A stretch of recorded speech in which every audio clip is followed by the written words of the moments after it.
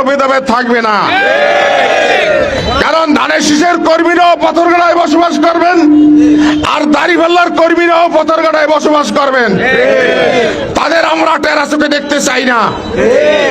কারণ ওনারাও পাথরঘাটার মানুষ, আমরাও পাথরঘাটার মানুষ। আমরা নির্বাচিত হয়েছি, যখনকার শপথ হবে তখনকার শপথে লেখাই থাকবে জনগণের জানের মালের দায়িত্ব এলাকার সংসদ সদস্যর। অতএব আমরাও এই এলাকায় বসবাস করবে, ওনাদেরও জানের মালের দায়িত্ব আলাসুল ইসলাম মনি সাহেবের। অতএব আমি বিএনপি করেছি, আমি অতি উৎসাহিত হয়ে একটা জামাত ইসলামের কর্মীকে অপমান করব, তা কিন্তু হবে না।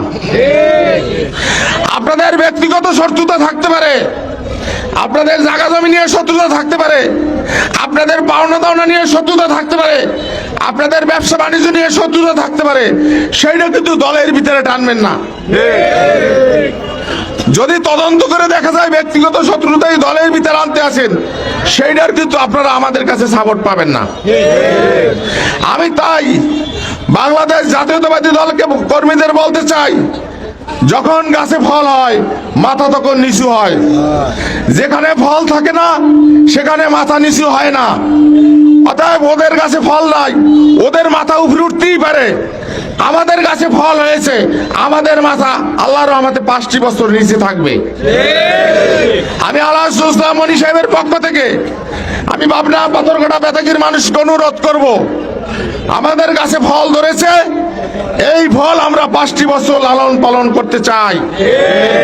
আলাসুল ইসলাম মনি সাহেবের এই পাথরঘাটায় শেষ এমপি নয়, বাংলাদেশ জাতীয়তাবাদী দলের এই পাথরঘাটা থেকে শেষ এমপি নয়, আবারও এখানে ছেলে জন্মাবে এবং আবারও জাতীয়তাবাদী দল থেকে এমপি হবে। তা আমরা যদি আজকের ফল হওয়ার পরও ধৈর্যতা ধারণ না করি, আমরা কিন্তু ফল পেতে আবার কষ্ট হবে।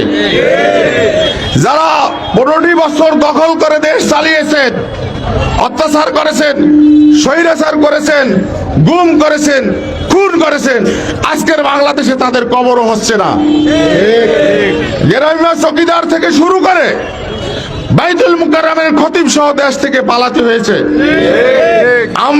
আমরা জাতীয়তাবাদী দল, শহীদ প্রেসিডেন্ট জিয়াউর রহমানের দল, খালেদা জিয়ার দল, আদর্শ তারেক রহমানের দল, আমরা এরকম পালাইতে চাই না। আমরা এই পাথরঘাটা থেকেই আবার যখনকার নির্বাচন হবে নির্বাচনে মোকাবেলা করতে চাই। আমরা যদি অন্যায় করি তাহলে কি আমরা এটা পারবো? অতএব আমরা নিজেরা শোধরাবো যে আমরা কোন দলের সাথে, কোন লোকের সাথে, মুরব্বীদের সাথে, বাপ্পার সাথে অন্যায় অত্যাচার আর বেদবি করবো না। আপনি নিজে নিজে শপথ নেবেন। আর আমি প্রশাসনকে বলতে চাই, অনেক সময় ইউটিউবে দেখা যায়, ফেসবুকে দেখা যায় পাথরঘাটায় মাদকের কারবার, পাথরঘাটায় ইয়াবার ব্যবসা, পাথরঘাটায় অমুকের ব্যবসা। আমরা অনুরোধ করব, আপনারা যত প্রশাসন আছেন এই পাথরঘাটাকে ইয়াবা ব্যবসা থেকে মুক্ত করবেন।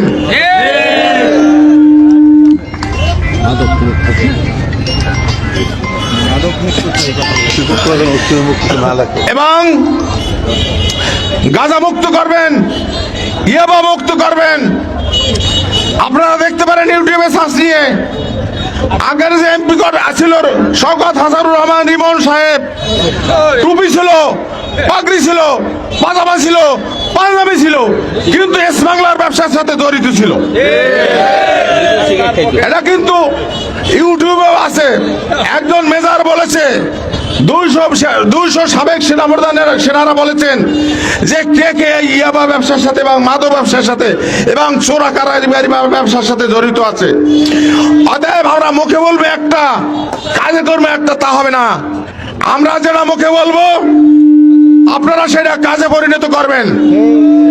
পাথরঘাটায় 12টার পর কোনো ইয়াবা ব্যবসা চলবে না, কোনো গাঁজা ব্যবসা চলবে না, কোনো মাদক ব্যবসা চলবে না। আমার দলীয় লোকেরা যদি সেই কাজ করে আপনি তাদেরকে আগে ধরবেন।